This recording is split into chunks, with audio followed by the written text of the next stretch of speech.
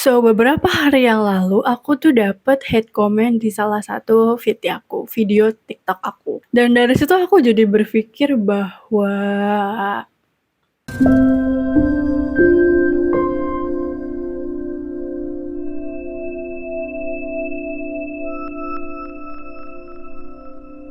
hai, kembali lagi dengan aku Suci Salwa Salsabila di Better Life Podcast episode I think ini kelima atau keenam ya. Kalian pernah gak sih ngelihat satu orang yang kayaknya tuh hidupnya tuh adem ayem aja gitu.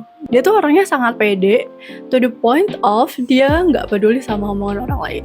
Kayak sebodoh amat itu orang mau ngomong apa tentang dia. Jadi ya orang lain mau nyinyirin dia, orang lain mau ngomongin macam-macam, ya bodo amat. Ya dia tetap pede, dia tetap ngelakuin semua hal yang biasanya dia lakuin tanpa kepikiran sedikit pun soal si hate comment itu, nyinyiran itu. Dipikir-pikir enak gak sih punya mentalitas unshakable gitu. Jadi kayak teguh dengan dirinya dan dia gak membiarkan omongan orang lain tuh mempengaruhi dia. Biasanya orang yang kayak gini hidupnya tuh tenang. Dia gak banyak pikiran, gak gampang khawatir, gak anxiety, gak overthinking, gak insecure. Intinya mereka gak wasting time and energy untuk sesuatu yang berada di luar kuasa mereka. And I have mad respect for them. Aku sangat respect banget sama orang-orang kayak gitu. So I used to be a person who worries a lot about what other might think about me. Aku tuh dulu termasuk orang yang gampang sekali khawatir dengan perkataan orang lain terhadap aku. Aku udah bahas di podcast episode So You Wanna Be Confident yang ini videonya. Nah, di situ aku tuh ngasih tahu, aku cerita sedikit bahwa aku tuh pernah ada di fase dimana aku sangat sekhawatir itu terhadap omongan orang lain terhadap aku. Sampai-sampai aku mau ngelakuin sesuatu pun aku pikir-pikir ulang, aku mikir-mikir dulu, aduh ini bakal draw attention gak ya, ini bakal bikin orang-orang tuh merhatiin aku dan orang tuh nyanyi sama aku gak ya, sampai aku takut untuk pergi kemana-mana sendirian, kayak aku gak berani pergi restoran sendirian dan lain sebagainya. Itu aku dulu kayak gitu. So yeah, I was really afraid of other people comment, especially komenan negatif ya. Dan aku akan membuat sebuah pengakuan dosa. Jadi waktu aku SMP, itu kan sebenarnya aku udah balik. Jadi otomatis aku harus mulai menggunakan pakaian syar'i. Dan aku udah tahu pakaian syar'i yang harus aku pakai itu kayak gimana harusnya. Kondisinya ketika itu adalah kelas 9 tahun terakhir ya, kelas 3 SMP berarti. Kita tuh mau ngadain study tour sekolah itu. Ada 2 destinasi, ke Bandung dan ke Jogja. Nah aku tuh ikutnya yang di Bandung, gak yang di Jogja. Dan yang ke Jogja itu kalau nggak salah berangkat duluan. Jadi yang ke Bandung tuh nanti setelah yang dari Jogja tuh pulang. Nah jadi aku tuh kelas 7, aku tuh pernah temenan sama satu orang yang dia itu bisa dibilang kayak old fashioned gitu lah ya. Dia nggak begitu update soal sosial media dan lain sebagainya. Dia teman sebangku aku dan dia baik banget. That's why aku masih mau temenan sama dia. Terus karena dia old fashioned, dia kan jadinya ya udah berpenampilannya seperti gimana sih? Ya dia nggak ngikutin tren. Ketika itu yang lagi tren tuh adalah menggunakan celana jeans. Dan teman aku ini ikut study tour yang ke Jogja ceritanya. Nah terus waktu kelas 9, kebetulan tempat duduk di belakang aku tuh diisi sama anak-anak hits lah ya bisa dibilang. Nah terus mereka ngegosip lah. Di situ tuh ada aku. Mereka tuh ngomongin teman aku ini, yang old fashioned ini. Sebut aja namanya Mawar. Dia tuh bilang kayak gini, lu pada tahu nggak sih si Mawar masa ya ke Jogja dia pakai rok coba? Dibilang gitu kan, ih Nora banget gak sih study tour ke Jogja pakai rok, kayak kenapa dia senora itu gitu. Terus teman-teman yang lain yang ada di pergibahan itu tuh kayak menyetujui gitu kan, dan aku tuh langsung kayak aku diem aja, tapi dalam hati aku panik gitu loh, kayak gila ini cuma pakai rok gitu loh, apalagi aku yang pakai gamis gitu kan. Kondisinya ketika itu tuh di tahun 2015, dan di 2015 gamis itu belum jadi tren. Jadi kayak orang yang pakai gamis tuh masih bisa dihitung jari, dan kayak hanya orang-orang tertentu aja gitu yang pakai gamis, dan rasanya tuh emang aneh. Anak usia SMP pakai gamis tuh sesuatu hal yang masih jarang ketika itu. Jadi aku ngerasa kayak gila, ini yang pakai rok aja dinyinyirin senyinyir-nyinyir ini, apalagi aku yang nanti bakal pakai gamis gitu kan. Dan kalian harus tahu aku kalah dengan astagfirullah. Aku kalah dengan ketakutan aku akan nyinyiran mereka, sehingga ketika aku study tour ke Bandung, aku pakai celana jeans. Itu mah sebuah dosa yang namanya saat ini aku ngerasa kayak astagfirullah, dulu aku gitu banget ya. Ya meskipun later on aku akhirnya ketika wisuda gladi bersih ke sekolah, ke gedung gitu kan, aku memberanikan diri untuk pakai gamis for the first time in forever, karena aku nggak bisa nggak datang ke gladi bersih. Jadi mau nggak mau aku harus datang ke gladi bersih, dan aku bener-bener nggak mau lagi ngelakuin dosanya sama. Jadi kayak udah aku nekat gladi bersih pakai gamis. Dan kalian harus tahu, ketika aku datang di gerbang, semua mata tertuju ke aku, kayak aku bisa ngeliatin tatapan orang-orang gitu loh. Mungkin mereka aneh kali ya, ini orang kenapa gitu. Karena dulu aku pakai kerudung yang gondrong juga loh, yang panjang banget gitu. Nah, later on ketika di tahun 2021 kalau nggak salah, aku memutuskan untuk jadi content creator. Aku sebenarnya udah mikirin konsekuensi soal ini, karena aku udah lihat faktanya di lapangan bahwa banyak sekali content creator, selebgram, artis-artis yang jadi korban hate comment, yang ditujak netizen, yang dapat banyak banget hate dari netizen gitu. Menjadi konten kreator, apalagi kalau kamu sudah konten kreator yang besar gitu, berarti mau nggak mau, siap nggak siap, kamu akan mendapatkan attention dari orang-orang, dari followers kamu, atau mungkin dari haters kamu juga. Dan mereka akan memperhatikan a single thing about you, bahkan yang sengaja kamu tunjukkan atau bahkan yang nggak sengaja kamu tunjukkan. Yang sebenarnya mungkin kamu nggak pengen orang-orang notice soal itu, tapi ya gak tahu, kadang ada hardcore fans, kadang ada juga haters yang bener-bener nge-hate banget sampai dia nyari tahu seluk-beluk soal konten kreator itu cuma untuk ngebenci dia gitu. Kayak banyak banget kan kejadian seperti itu. Apalagi netizen Indonesia itu kan ya sebenarnya nggak bisa dibandingin sama netizen Korea sih. Cuma netizen Indonesia juga termasuk orang-orang yang sangat julid sekali ya. Karena gini, kebanyakan netizen yang dia melontarkan hate comment, yang ngata-ngatain gitu kan, ke orang-orang manapun di sosial media ya, baik dia konten kreator besar ataupun ya dia cuma random people yang beropini terus dirujak netizen gitu. Itu kan banyak banget kejadian di Twitter tuh. Nah, mereka tuh orang-orang yang berani nge-hate comment dan ngata-ngatain tuh biasanya mereka berani karena mereka berlindung di balik second akun, di balik akun anonim yang namanya tuh nggak jelas. Ada yang namanya teh pucuk harum gitu kan, ada yang namanya kodok ijo, ada yang namanya no name, bla bla bla gitu lah ya. Dan foto profilnya juga foto-foto aneh, foto meme, foto sepatu, foto apa gitu. Intinya mereka berlindung di balik akun yang tidak mengandung jati diri mereka. Dan mereka merasa aman ketika melontarkan hate comment karena ya orang ini nggak tahu gue siapa gitu kan. Jadi ya udah bodo amat, gue mau ngomongin apa-apa yang ada di kepala gue gitu, sampai nggak difilter. Sampai kadang mereka tuh lupa bahwa di balik akun yang mereka komen itu adalah manusia juga yang bisa ngerasain sakit, yang bisa ngerasain sedih juga gitu. That's netizen in general actually. Di sekitar tahun 2017 atau 2018, ketika itu tuh lagi rame-rame banget karena mau pemilu kan. Kondisi di sosial media tuh rame banget. Banyak war antara nomor 1 dan nomor 2 ya kan.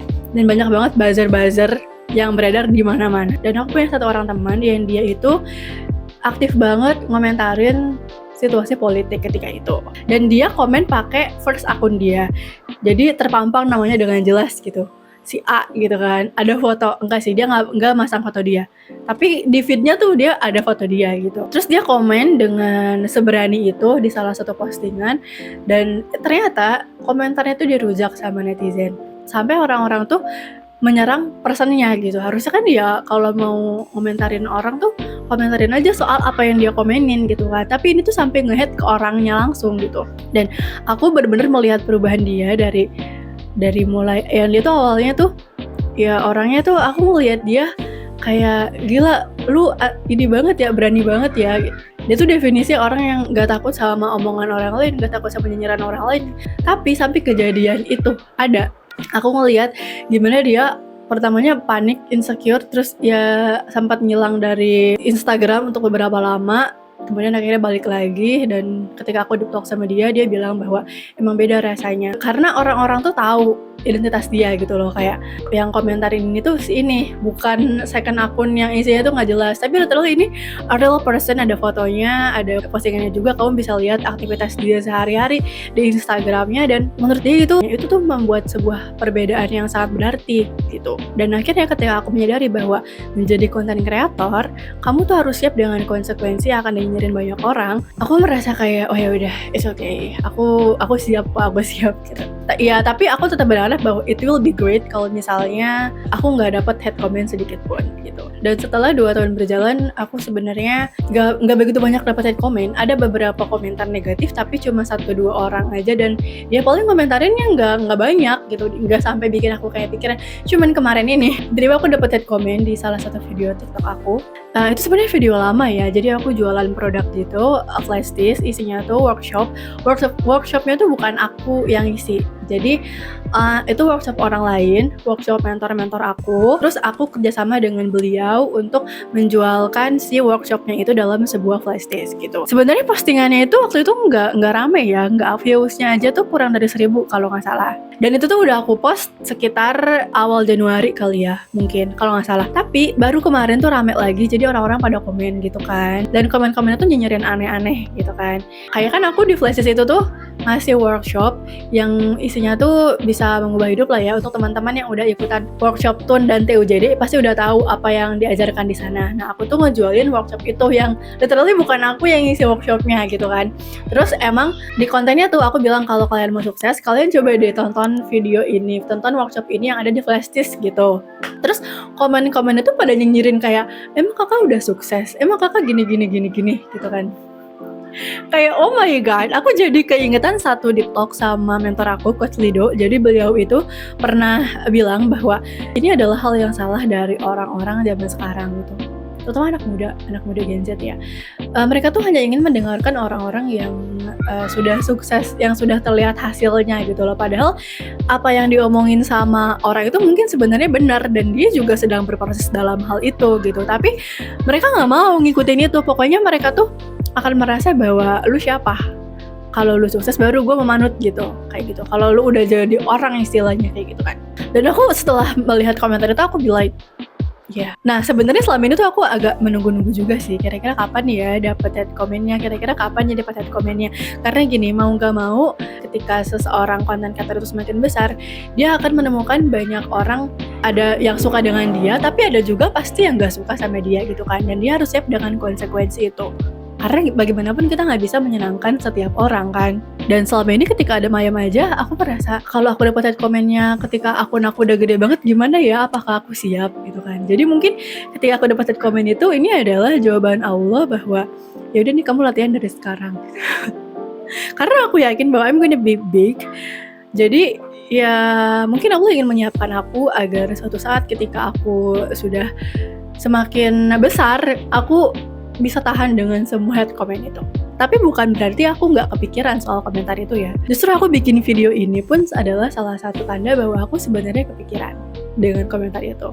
Dan video ini sebenarnya adalah sebuah bentuk afirmasi terhadap diri sendiri untuk meyakinkan diri sendiri bahwa ya, their comments don't matter.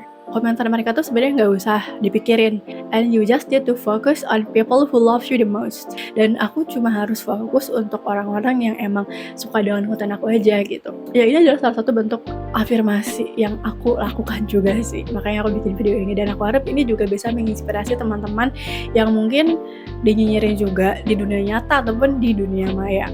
Karena the thing is, kadang tuh mereka-mereka yang nyinyirin itu tuh nggak tahu kenyataan yang sebenarnya tentang kita. Yang mereka omongin tuh salah gitu loh. Yang tahu kebenarannya tuh kita, yang mereka omongin tuh salah, tapi kita sebenarnya nggak usah menjelaskan diri kita kepada mereka gitu. Aku juga nggak berusaha untuk klarifikasi dan memberitahu letak kesalahan mereka di mana. Kayak tadi kan aku mention ya, ini sebenarnya yang aku jual di workshopnya itu bukan aku yang ngisi workshopnya, tapi mentor-mentor aku yang lebih sukses gitu. Jadi kalau misalnya aku bilang kalian mau sukses gak, itu tuh bukan mau sukses seperti aku, tapi seperti mentor-mentor aku. Sebenarnya kan emang aku nggak mention itu di konten, dan mereka yang komen pun kan nggak tahu kalau ada yang namanya Wirno Community, dan di komunitas itu tuh kita pernah ngadain workshop kayak gitu. Mereka literally bukan followers aku gitu loh. Mereka tuh datang dari followers konten kreator lain yang aku nggak tahu mereka si konten kreator itu bahas apa gitu. Tapi yang jelas dia ceritain soal flash disk itu gitu. Sebenarnya aku bisa aja jelasin hal itu ke mereka kan. Cuman setelah aku pikir lagi, ngapain? Aku cuma wasting time, wasting energy wasting kuota, wasting listrik juga, cuma untuk ngeladeni orang-orang yang mereka aja sebenarnya nggak peduli dengan aku gitu loh. So aku ngapain harus peduli dengan mereka? Waktu 24 jam itu menurut aku masih belum cukup ya, dengan kondisi aku harus kerja ngelakuin banyak hal, aku harus tidur, terus aku harus istirahat juga gitu kan, aku harus punya waktu untuk yang lain juga. Itu masih terlalu sedikit 24 jam tuh sebenarnya kan. Terus kenapa aku harus menyisihkan sedikit waktu dari 24 jam itu untuk meladeni orang-orang seperti mereka gitu. Dan ini juga bisa kamu terapkan. Kamu tuh gak usah ngebuang-buang waktu untuk orang yang sebenarnya dia benci sama kamu dan gak peduli sama kamu sedikit pun. Tapi yang perlu teman-teman tahu adalah untuk bisa sampai di state ini, untuk bisa sampai di kondisi bodoh amat ini, dari tadi kan aku jelasin dari aku yang sebelumnya sangat memperhatikan komentar orang lain sampai aku ada di titik ini, itu perjalanannya panjang guys. Jadi teman-teman yang masih ada di kondisi aku dulu, terus ingin jadi bodoh amat dengan semua perkataan orang lain dan tetap maju, itu tuh perlu banyak sekali perjalanan yang ditempuh gitu. Kamu perlu untuk mengenal diri sendiri lebih dalam, kayak oh ternyata aku tuh orangnya kayak gini, ternyata kelebihan aku ini, ternyata kekurangan aku ini gitu, ternyata aku kalau misalnya kayak gini tuh aku bakal ngerasain kayak gini, kira-kira kenapa ya, kira-kira apa yang bisa aku lakukan untuk memperbaiki itu ya. Kamu perlu mengenal diri kamu sedalam itu. Kamu harus bisa menerima semua kekurangan kamu, dan hal itulah yang akan membuat kamu memiliki konsep diri yang kuat. Ketika kamu memiliki konsep diri yang kuat, kamu tidak akan lagi peduli dengan perkataan orang lain yang salah tentang dirimu, yang mereka mencaci maki, yang mereka tuh ngasih hate speech, padahal itu tuh hal yang salah gitu. Kamu gak akan terganggu dengan hal itu karena kamu tahu kamu gak kayak gitu. Nah, untuk bisa sampai di state itu sebenarnya ada banyak banget hal yang bisa kamu lakukan. Kamu bisa latihan self afirmasi setiap hari.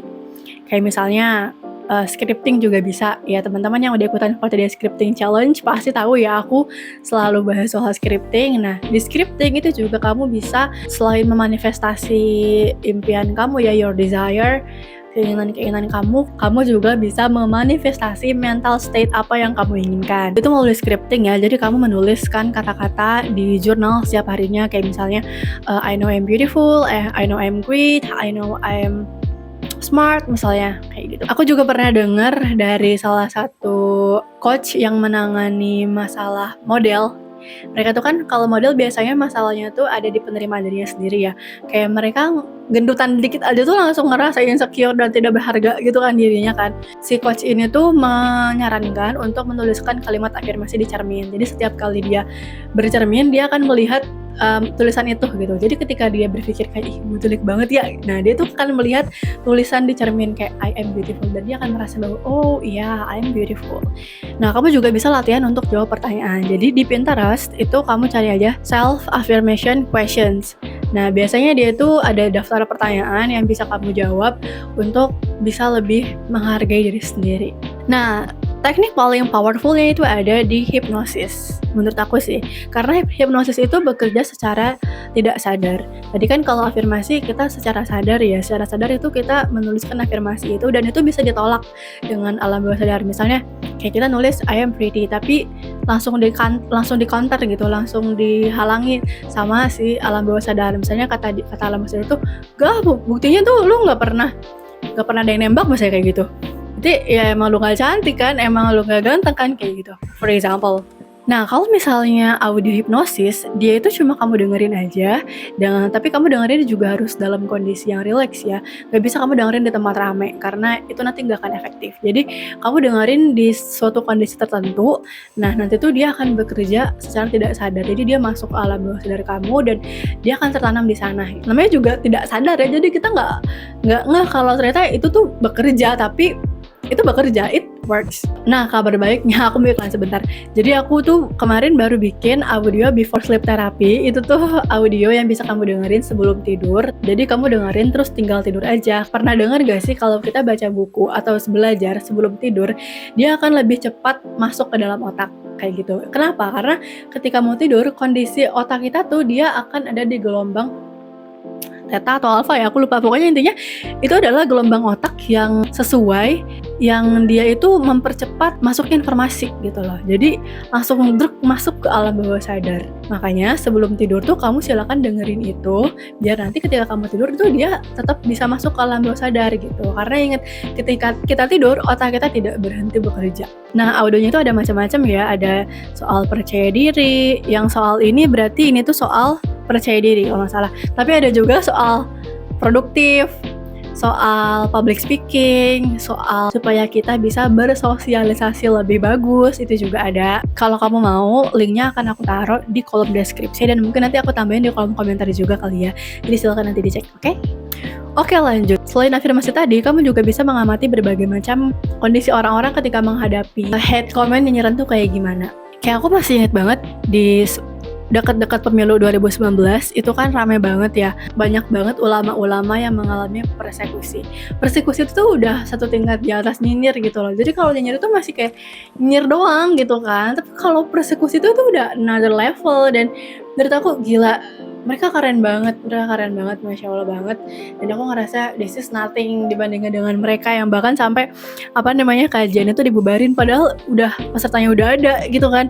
Tapi tiba-tiba tuh ada yang masuk, sampai ada yang petugas masuk terus udah gitu dibubarin kajiannya gitu kan. Manusia sekelas Rasulullah SAW aja itu tuh dinyinyirin loh sama orang, ya kan, sama orang kafir Quraisy, dinyinyirin, dimusuhin, dan bahkan sampai di tahap hampir kematian lah gitu kan. Jadi kalau dibandingkan dengan cobaan-cobaan mereka yang luar biasa, sebenarnya ya hate speech yang kita terima tuh mungkin sebenarnya receh doang gitu kan. Oke, mungkin beberapa dari kamu berpikir bahwa ya itu kan Rasulullah, beda kali. Bedanya di mana? Menurut aku bedanya nggak terlalu signifikan sih. Rasulullah manusia, kita juga manusia. Rasulullah ketika sedih langsung dikasih wahyu sama Allah. Kita ketika sedih kita bisa melihat wahyu itu gitu loh. Kita literally punya Al-Quran.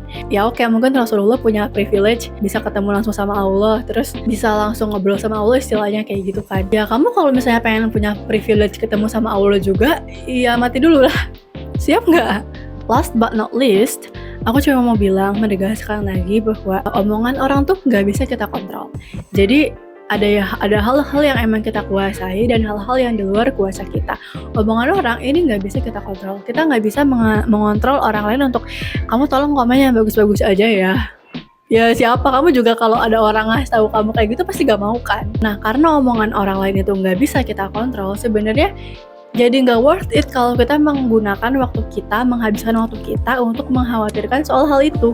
Yang bisa kita kontrol adalah reaksi kita terhadap hal itu.